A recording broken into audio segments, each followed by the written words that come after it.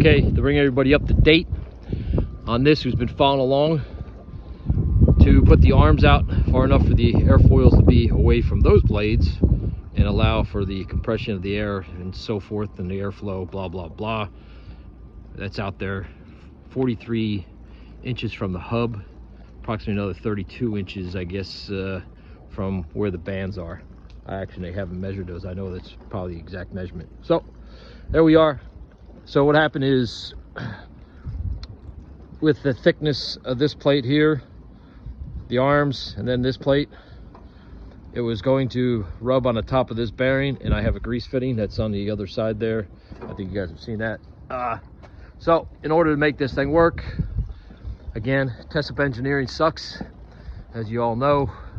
You have to bend the blades to get these things out because they didn't put them, you know, quarter inch one way or the other. You know, stupid idiots designed the thing. So anyway, remove those, and since I needed space a quarter inch up, I basically drilled and tapped one quarter inch 20 stainless steel, of course, bolt up there, so that comes through and it barely touches my centering rod. But this is basically, this rod is actually tapped into the center of the generator shaft that I welded an extension onto.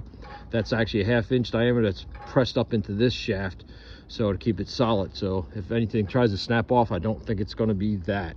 So anyway, get that back to where so you can see it. So like I said, the center shaft, so these bolts will come in. I can probably grind that down just a tad more. I have to drill and tap the next one. I'm just going to center punch these holes. So I got to go back in here, see if I can get a shot for you. Center punch the holes here. Of course, got to bend the blade out of the way to get that to work. So that's in there. Just did this one down there, center punch that.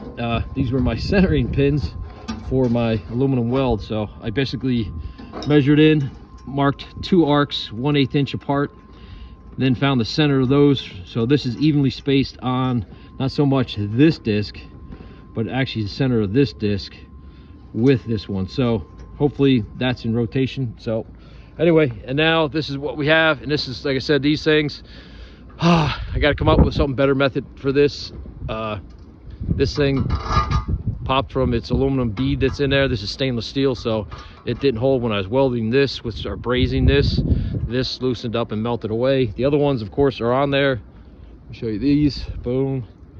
So that's on there solid. I may just redo it again or do something, I don't know. Anyway, this is basically, with those airfoils, it's going to be pretty big. So, and this thing's actually laying on the ground, and the wind has actually been spinning it by itself. So as you can see, it's going to have a hellacious rotation, which is nice. So this thing will be easily be able to spin up like this.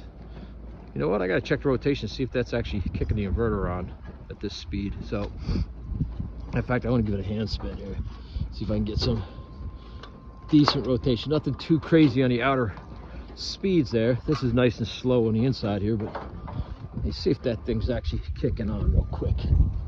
Is it fluttering? Nah, it's probably just a little faster than that. But anyway, there you go. That's the latest and greatest. So I'm gotta drill and tap those. Once I can drill and tap those, then I can make my upper plates. I have to make another, I have the 2 plates made already, same size as this, 12 inches.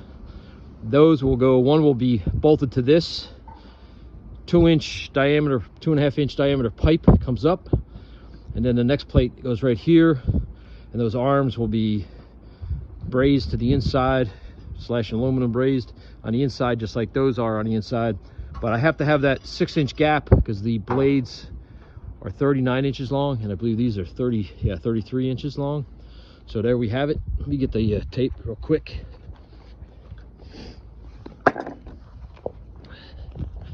Just in case anybody wants to know exactly the blade itself.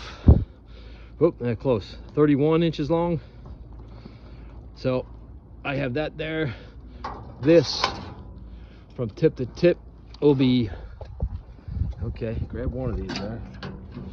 This will be 39 inches long. So as you can see, I'm just that much off the center of the hub. Get that up where I can see it. So there it is. There's 30, there's the hub itself. And out here is 39 inches right there with my finger. So as you can see, the two plates, I got to put a plate there and then put a plate there.